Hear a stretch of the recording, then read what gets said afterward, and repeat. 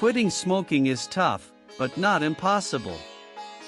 A doctor shares proven strategies to beat cravings, manage triggers, and finally break free from tobacco.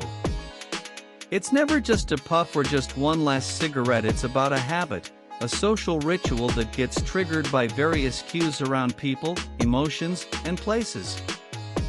Be it reaching for a smoke when you are stressed, or when you have your favorite beverage, or just with someone who smokes, these seemingly small triggers continuously reinforce the loop. In India, where nearly 267 million adults use tobacco as per GATS2, quitting isn't just about willpower, it's about rewiring the brain's response to a complex web of social and psychological triggers.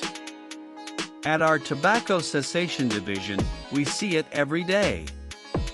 A client walks in saying they want to quit, but their biggest challenge isn't the nicotine, it's their environment. Also read cigarettes not only harm lungs but also these 5 parts of the body. Smoking often begins and continues, not in isolation but in the company of others.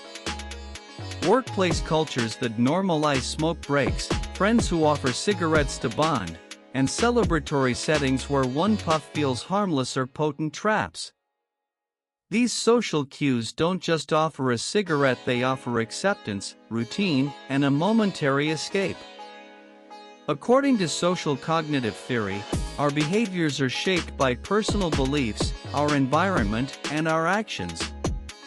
When someone sees a respected peer or family member smoke to cope with stress, they're likely to model that behavior. The result is that smoking becomes a learned coping mechanism. Also know how smoking can lead to a higher risk of dementia out of routine. It's a habit for smokers to light a cigarette first thing in the morning as the nicotine craving hits. And when you are trying to get out of this habit, due to withdrawals, the cravings are much more. The solution to this is mixing up the morning routines to disrupt the pattern. For instance, doing workouts or trying NRT early in the morning can help fight the urges. Social gatherings are a part of our lives, and it becomes difficult to escape smokers or the urge to smoke, whether it's at parties, post-lunch smoke breaks, or any other casual gatherings. It then becomes important to be prepared for such situations. A convenient way to manage urges is to have substitutes like NRT gums and patches handy to subdue them. A glass of cool water can also help fight the urge. Stress, anxiety, loneliness, and frustration are among the most common emotional triggers for smoking. Through therapy and cognitive behavioral techniques, one can help manage their emotions without the dependency on smoking. Finishing a meal or sipping tea is often tightly paired with the urge to smoke. These environmental and behavioral cues are deeply embedded and automatic.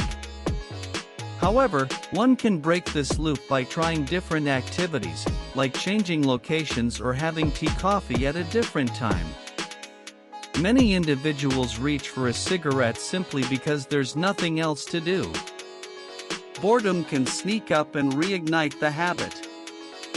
Fill this space with engaging activities like reading, drawing, gardening, or even simple movement breaks. Behavioral substitution, such as chewing gum or playing with a stress ball, can keep your hands and mouth busy. Smoking thrives in silence, routine, and social acceptance. To quit, individuals need to create a new identity and rewire how they respond to their world. And that begins with recognizing the influence of social cues and consciously choosing new patterns. Breaking free isn't easy, but it's possible, with the right tools, the right support, and above all,